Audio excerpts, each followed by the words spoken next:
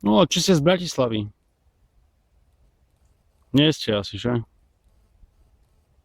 Zoberte si to jedlo.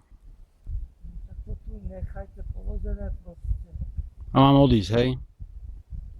Mám odísť? Ja, No prosím. dobre, nech to bude, pane. Odchádzam.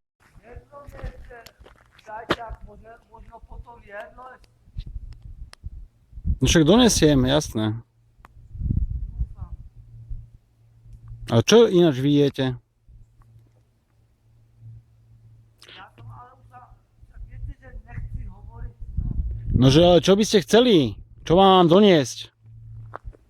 Jaké jedlo? Tak viete, hocičo, ja potrebujem proti hladu.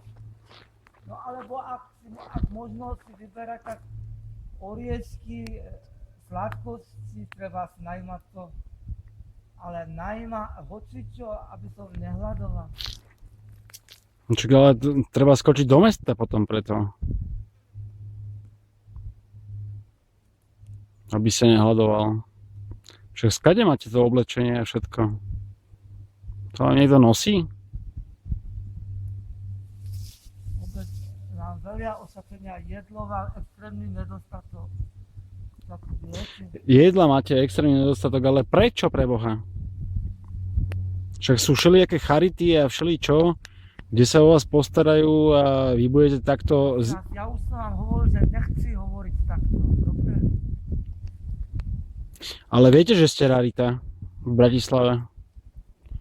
Lebo ste jediný človek, ktorý nepotrebuje nič, žije v lese a čo vás poznám celú kolibu, čo mám prechodenú, Myslel, že ja nič nepotrebujem. tak 5 rokov... Osvetlenia mám dosť. To aj keby bolo zil. Hovorili ste o osvetlení. Ja potrebujem to, čo je ľahké vymysleť, pretože o tom má veľký nedostatok. Viac sa pýtať nechci. To je jedlo. Ale osvetlenie je ľahké vymysleť, toho mám naopak dostatok. Preto som o tom hovoril. A hovoriť takto nechci. Už som vám to hovoril 10 raz. Dobre, pane, ďakujem pekne a držte sa, chlape. Idem dole sa napiť tej vodičky studenej a buď zajtra, alebo pozajtra sa s vami stretnem. Teda vám tu niekde nechám, lenže bola, kedy ste boli hentam pri filmovom ústave a teraz ste sa... Možno tu poloste, alebo na lúke, v ten ker veľký pri streche. No, ale zase ja som dával aj pod cvičnú lúku dole jedlo. Tam je aj slanina, tam sú aj špekačky. A pol chleba. Čo, no, to nemusíte vysvetľovať, čo to je. A prečo sa trápite? Teraz, pretože nechci hovoriť, ale naďalej vás znervozňujete. Dobre, tak pekný deň prajem.